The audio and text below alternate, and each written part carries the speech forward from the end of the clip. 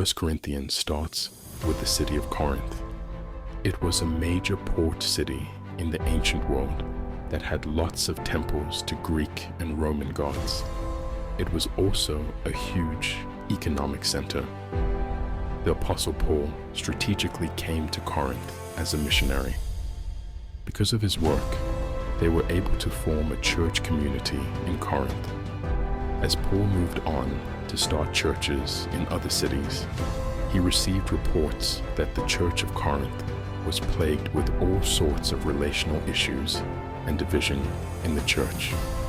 Sexual ethics, religious conviction, and the supremacy of Christ all seemed to be constant discrepancies amongst members. In response, the Apostle Paul wrote this letter to the church of Corinth. This is the book of 1 Corinthians. The book of 1 Corinthians, first 6 chapters was Paul talking to them about things that he had heard that was happening, things that he had seen that was happening from other people. As we move into chapter 7, now he is going to begin, as he's writing, answering questions that the church in Corinth that they had. These are some things that are going on. We're doing life together, but it's getting a little messy. There's some things and some teachings going on we're not sure about. There's some cultural things going on, and we thought maybe we'd let those in the church we're not sure about. So Paul, here are some questions that we have for you. In chapter 7, he begins to kind of go through the questions that they wrote to him about. 1 Corinthians chapter 7, verse 1 and following. Now, in response to the matters you wrote about, and then he quotes to them a quote that they had wrote to him and asked him about. It is good for a man not to have sexual relations with a woman. But because sexual immorality is so common, each man should have sexual relations with his own wife, and each woman should have sexual relations with her own husband. We read that, and we're thinking, what's going on in Corinth? Well, I've already told you, Corinth was a sexually immoral city. As a matter of fact, if a person, especially a female, began to live a life where she was sexually promiscuous, it was said of her to be Corinthianized. She had been Corinthianized. She's just sleeping. He's just sleeping with everybody. As a matter of fact, and this will blow your mind, at its height of immorality, because of all of the different pagan temples and all of the different worship, the prostitutes are in the temples, they think that about 1 in every 30 women walking around Corinth were prostitutes. 1 in 30. That's incredible. Now, one thing I thought about was this. This is a very sexualized city. Immorality going everything against what Paul and the Bible and Jesus was teaching, and yet the church thrived. So this message is not about this, but here's what we need to know. No, it doesn't matter how much our culture spirals out of control. The church must and will survive, and the way they survived is the way that all churches will survive, which is not to acquiesce to the sexual immorality. The church thrived in Corinth, even though it went against everything that the Bible and Paul and Jesus had been teaching. So this was a sexually immoral place. And so the Christians there, because it was so sexually immoral, they began to have a false teaching, which was, we should probably just abstain from sex altogether. They became the no-sex crowd except for making kids. They're like, it's just too crazy. It's getting out of hand. If you're a Christian, you don't even have sex. And Paul's like, yeah, not exactly what we are going to teach and say. As a matter of fact, Paul is going to say here that sex is good, but in the loving relationship of marriage, and then he says this, it's going to guard against the sexual temptations in the culture. So this is what he says. And for some of us, if you've never read these verses before, get ready. It's going to be a little shocking. A husband should fulfill his marital duty. This word here is obligation to his wife, and likewise a wife to her husband. A wife does not have the right over her own body, but her husband does. In the same way, a husband does not have the right over his own body, but his wife does. Many of us are reading that, and we think that's a huge statement. As they were reading it, the first part, they're like, well, of course, because in that culture, male domination, husbands, men did whatever they wanted, but not in the church. Not when you give your life to Christ. If you become a Christian, then guess what, husband? You no longer have superiority over your wife. The two will become, we'll talk about that in a second, the two will become one. And guess what? You both have obligations and duty to each other. This was huge for them in a male-dominated culture. And he says, verse 5, do not deprive one another, except when you agree for a time to devote yourselves to prayer. Then come together again. Otherwise, Satan may tempt you because of your lack of self-control. Do not deprive. That's a very interesting word in the original. It's been translated here, deprive. Other translations use the word defraud. And here's what it means. To defraud someone is they have been promised something. They have something that they believe is theirs, and then they don't get it. The same word is also used for steal. Don't steal. I have something. This was something that is mine, and now you have taken it. So don't deprive each other of the sexual intimacy in marriage. Here's what we need to understand. This is a clear teaching that was rocking their world on oneness. The two have become one. We say that here all the time. When I do premarital counseling, I talk about it all the time. The two have become one in many, many aspects, but absolutely in the sexual union part.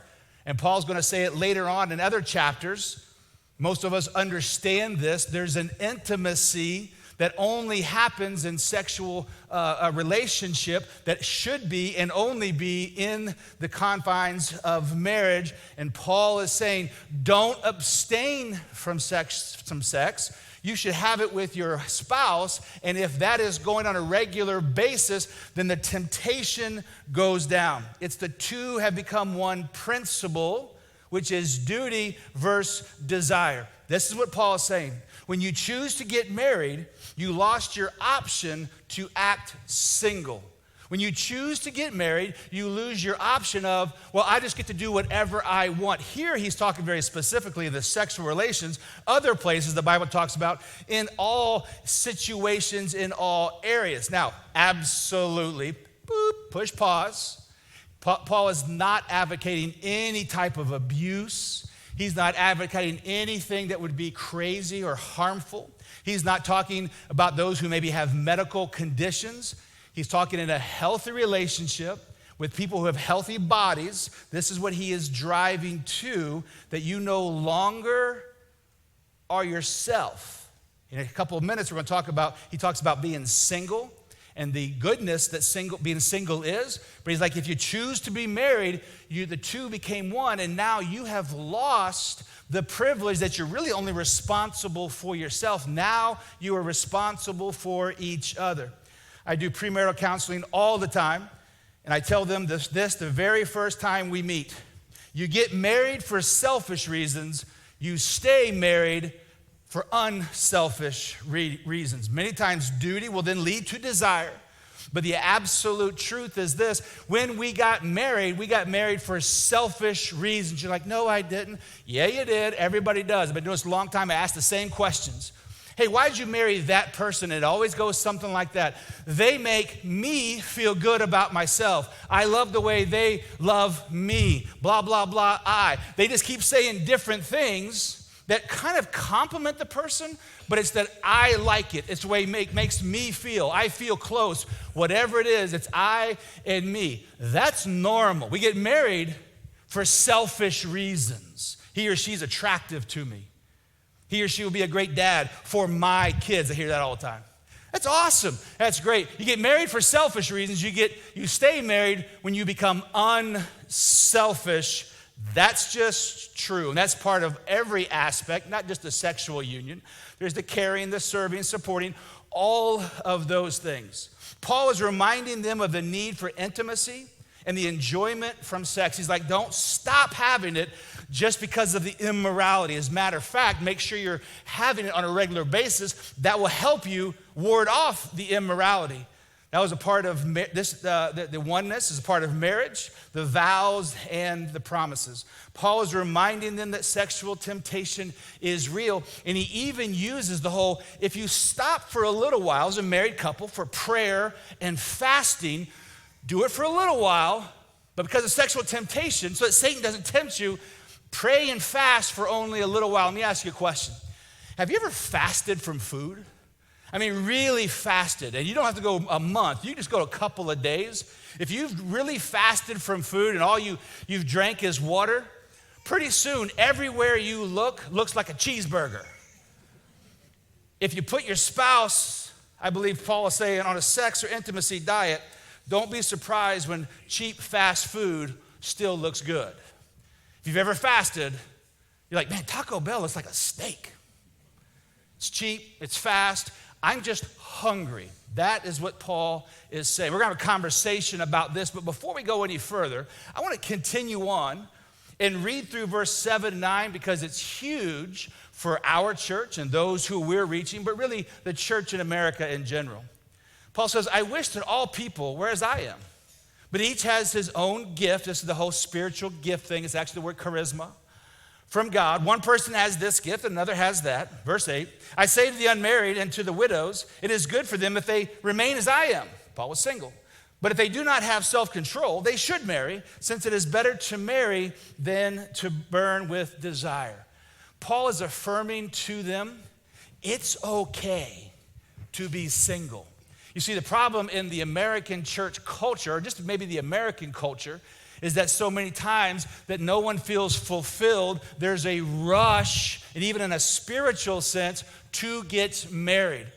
And I want you to hear me say, if you are single here today and you like being single, the Bible doesn't say there's anything more spiritual about a single person or a married person. You are welcome here. And as a matter of fact, Paul is saying there, because times are getting challenging, and he's like, the most important thing is ministry. The most important thing is the gospel. And when you are single, there's no two become one. I have responsibilities for my spouse. When I'm single, I'm responsible for me and the call of God. Some of the greatest volunteers in the local church are single people who can be focused on ministry and following after God because they don't have the responsibilities of all the kids running around and a spouse. Paul is affirming being single, and there's nothing wrong with being single. As a matter of fact, he's like, this could be a gift that people have.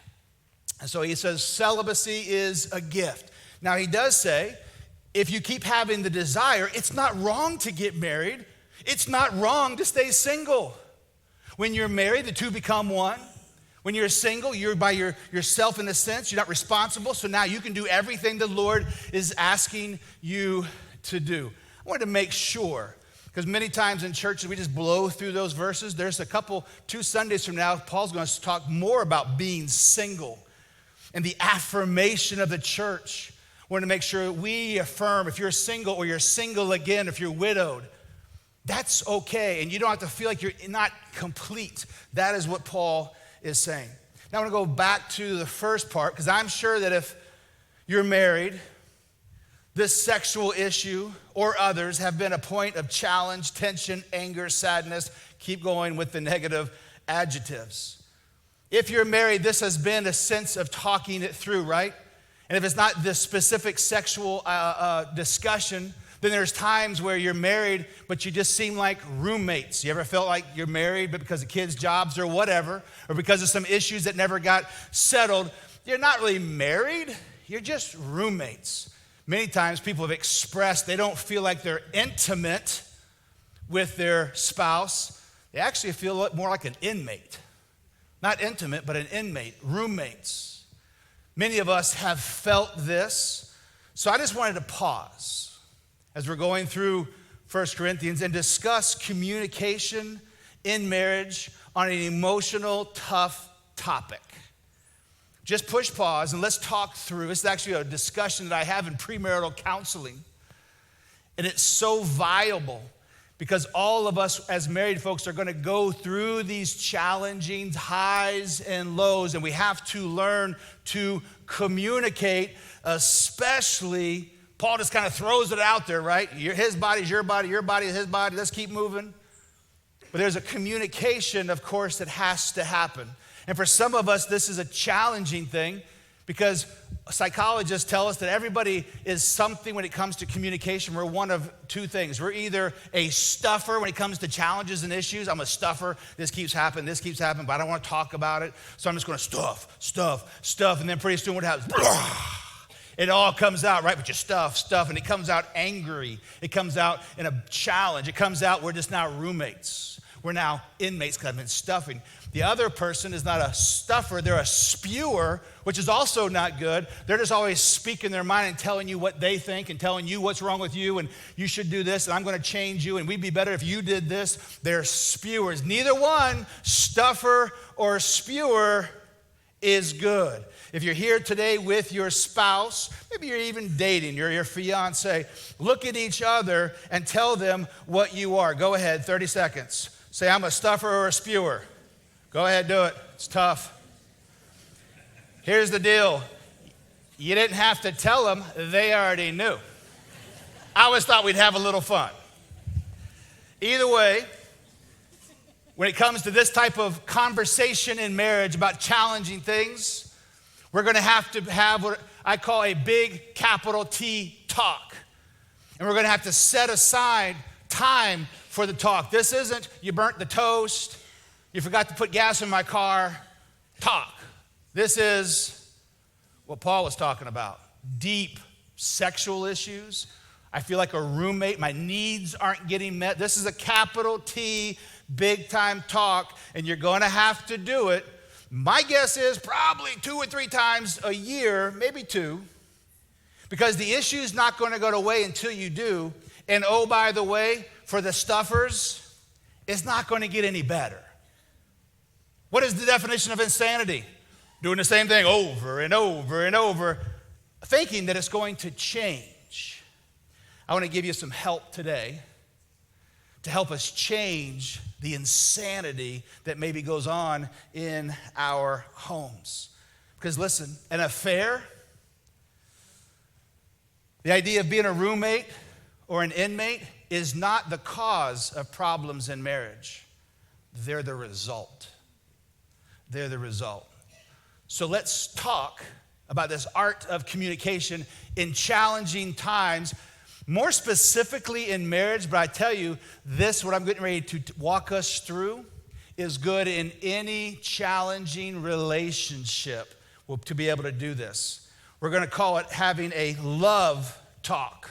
I'm going to walk us through to listen, observe, validate, and examine. We're going to have a love talk. Listen, the power of communication and its impact on a marriage can't be overstated or underestimated. We're going to have to learn to have big boy and big girl talks.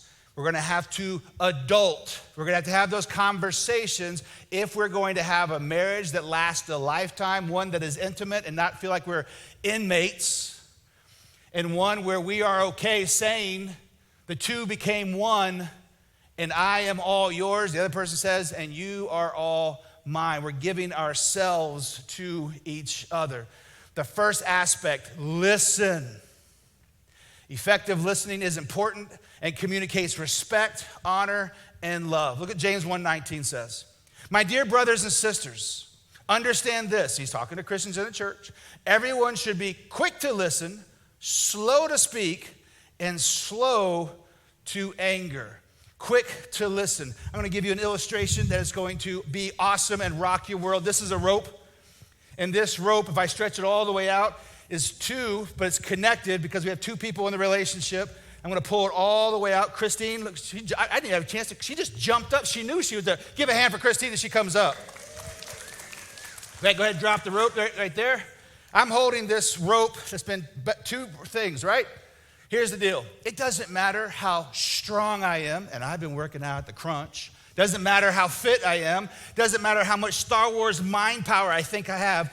It is literally impossible. AI couldn't do this. There's no way that I can just pick up that end of the rope and hold this whole rope up by myself and pull it tight. Can't ever happen. Can't happen. This is communication.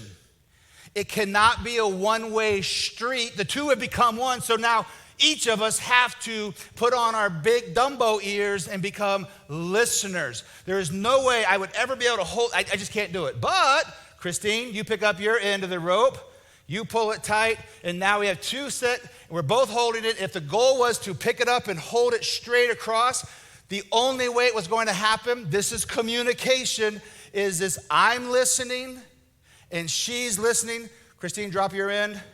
Too many of us do that. And then the one person's like, no, I want to talk. And that person's like, I just feel like a roommate, we feel like an inmate, blah, blah, blah, whatever it is. And at some point, through the power of God, you got to pick up your end of the rope and listen. And when we're listening, now we've accomplished the goal of communication. This rope is communication. Christine, drop your end of the rope. Give Christine a hand. I was talking to her husband, Kurt, and he's like, you would not believe she's always listening to me. That one's for you. Every aspect, I want you to think of that rope. We both have to listen so that we're hearing what the other person is saying. You cannot have a conversation. Burn that in your mind. That rope's never going to levitate.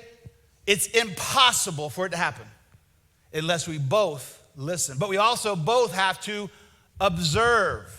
We're going to seek first to understand, not be understood. Some of you know Stephen Covey in his book, The 7 Habits of Highly Effective People. This is one of his 7 habits where he says, seek first to understand before being understood. Watch this. It's actually in the Bible. Proverbs chapter 18, verse 2. A fool does not delight in understanding, but only wants to show off his opinions.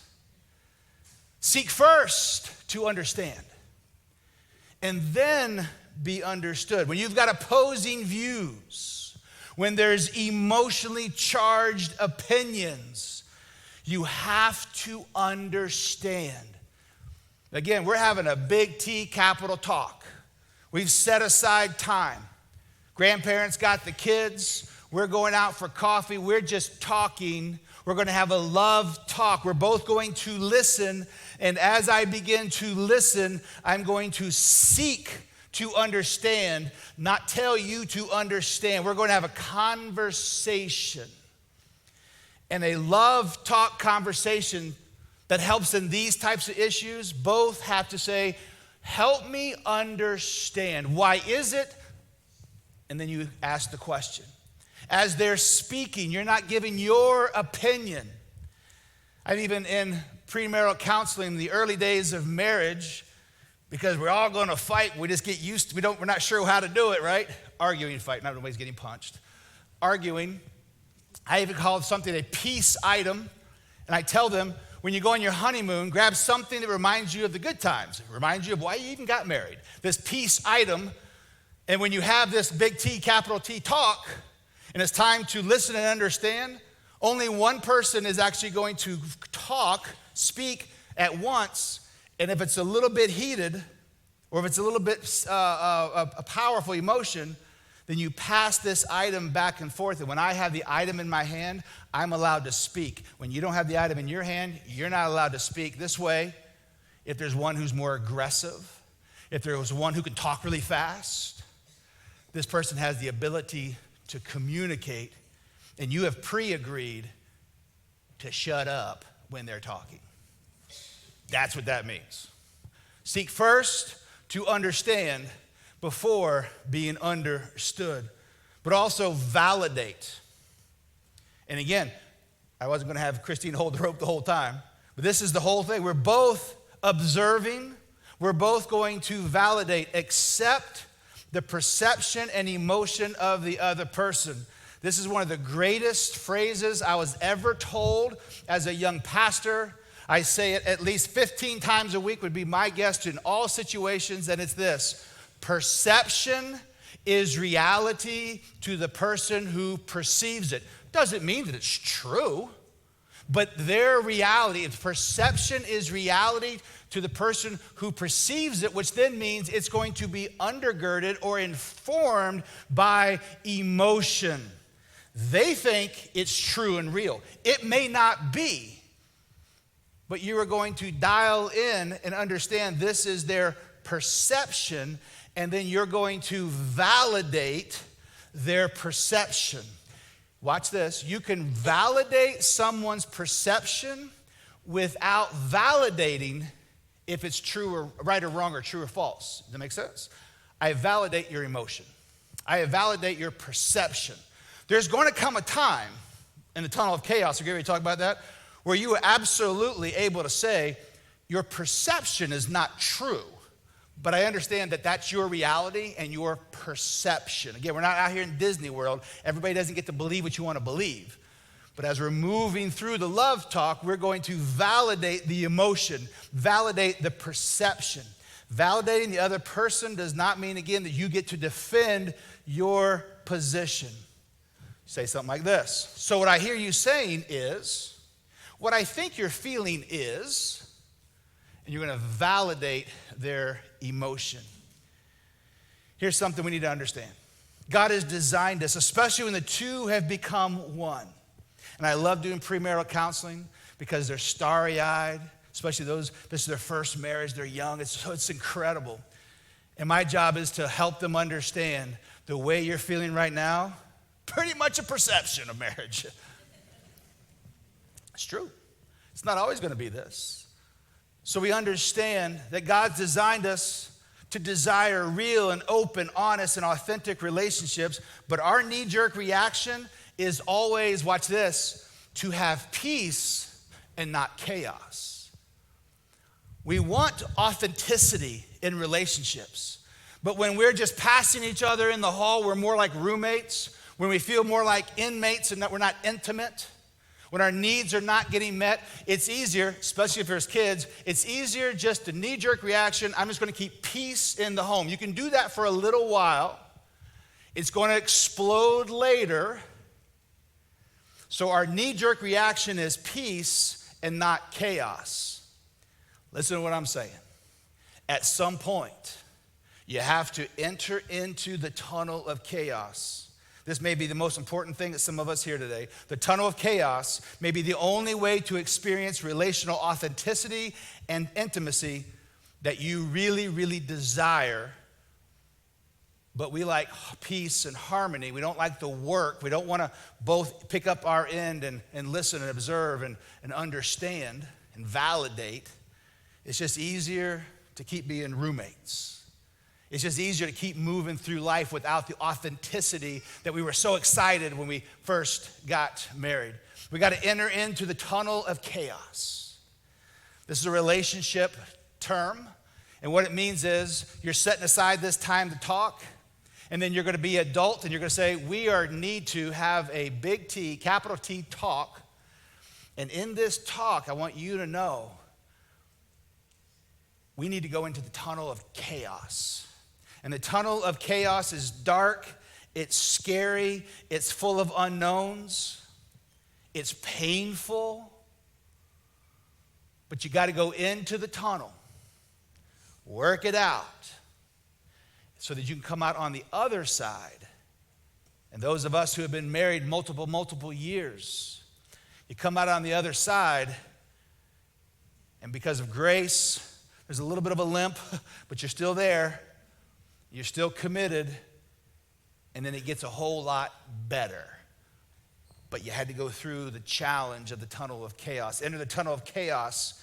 When we go into the tunnel of chaos, we're going to affirm the positives and your commitment. So when you're going to have this talk, this isn't talks you have all the time, but you're going to have that talk. Into the tunnel of chaos, you're going to start off by affirming the positives. When it comes to this situation, this is what I love about you. I also want you to know, I'm going to say some things here that I think we both need to be said, but I'm committed to you. I'm committed to the marriage. I'm committed to this relationship. I'm not going. So you start into the tunnel saying, no matter what, we're coming out on the other end. This helps all involved. We're going to call each other up, not call each other out. Calling each other up means, hey, there's more to authenticity, there's more to life than what we're experiencing. So I want to call us up to all that God planned for us. I'm not here to call you out. Keep the positive, keep the commitment, restate the relational goal. Now, this is just some things that if you ever took psychology in high school or college, whatever, and again, all truth is God's truth. It just works. When you're in this tunnel, you use observations and I feel statements. I feel, fill in the blank. When this happens, I feel. You're not pointing fingers. You're not being accusatory. In the end, you're not being a jerk. You're expressing your emotions.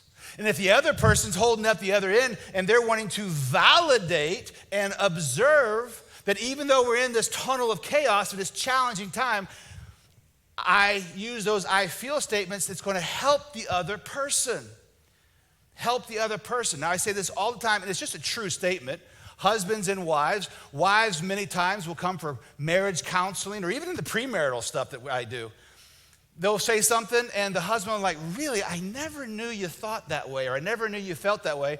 She will look at him and be like, are you an idiot? And I'm like, he is. We all is. So you got to express it. Don't expect someone to know how you feel unless you actually say, I feel. Makes sense? So this is the tunnel of chaos. When we're in the tunnel of chaos, it's scary and dark and painful. And we're going to share some things. And we're going to speak the truth. So we've moved beyond validating their emotions, perceptions. Now we're going to speak the truth. But Paul says in the book of Ephesians, we're going to speak the truth in love. We've already restated, we're going into the tunnel because we're committed to each other. Man, we're coming out on the other end. But while we're in the tunnel, there's going to be some truth statements that are going to be painful. But we're going to speak them in love. And when I speak truth in love, the truth will sting. The love brings the grace. The love brings the we can work through this together. Does that make sense? Entering into the tunnel of chaos. And as you're in that conversation and you use this terminology, somebody like, that sounds stupid. It does. It works. We're now going into the tunnel of chaos, the things I'm getting ready to say. And as I move through the tunnel of chaos, and we're almost done, right? We've said some hard truths. At the end, you want to say what relationship experts, leadership experts, which I think is true, you want to give the last 10%. It's going to be tough to say. But don't leave the tunnel of chaos. You already got in there. You might as well say it all. So you're going to say it in truth and grace. Say the last 10%. It's going to be tough to say. It's going to be tough to hear. Now, saying the last 10% doesn't mean ripping someone apart right at the end. It means communicating succinct truth with love regardless of how they may or may not receive it. Ick. But I've got to express that last 10%. That last 10%, which is going to be challenging.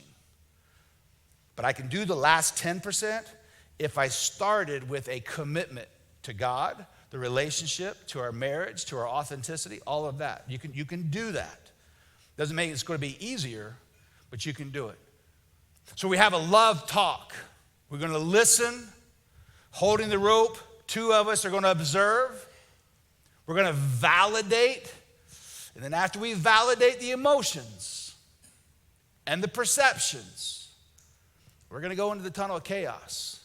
And that's where truth is told. That's where challenges get heard. But we're communicating in a clear way. It's called a love talk. The last one's examine. Examine. Determine, your responsibility and your role in the issue. So when you get done, and if you're the one who called the capital T talk, there may be a sense of, whew, all right, relief. I let him or her know. Well, the last part, again, we're both still holding the rope. The last part is E, examine, okay, what is my role in this? What is my responsibility in this challenge, in this issue? Proverbs 12:18. There is one who speaks rashly, like a piercing sword, but the tongue of the wise brings healing. What's your role? What's your responsibility? What do you need to do? We've already done the LOVE. Now I'm going to examine it. As I examine and I come up with my roles and responsibilities, I'm going to communicate those back and say, here is where I know I've done wrong. Or you said this. The reality is you're right. That is a challenge for me, or that is a sinful thing, or whatever it may be. So you're examining yourself, and then you're going to validate what they said, and then come up with some action plans. Here's what I plan to do. Here's what I'm going to stop doing. Here's what I think we need to do. That's that person. If we're both having a love talk, what's this person doing? They're doing the exact same thing. They're doing the exact same thing. They have the E, and they're examining, here's my role, here's my responsibility. You see, listen, the two become one. If both are committed to each other, both serve each other, if both submit to each other's needs, who loses? Neither one.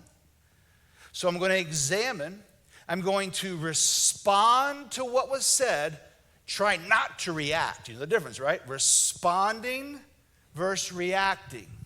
I respond with, here's what I'm going to do. Here's what I'm thinking.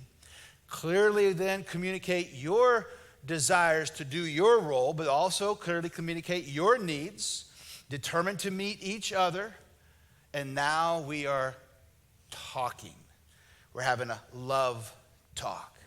And some of us right now are thinking, I'm not sure if we can do that. If you're a Christian, that's what Paul was saying here. If you're a Christian, you have the power of God, your commitment to God, and your commitment to the Holy Spirit, your power in the Holy Spirit may be the only way that you're able to say, we need to have a capital T talk. And the only way you're going to want to do this, the only way you're going to be able to do it may be to start with the power of the Holy Spirit. Duty to God, duty to the other person, which over time could and probably will lead to more of a desire in whatever aspect.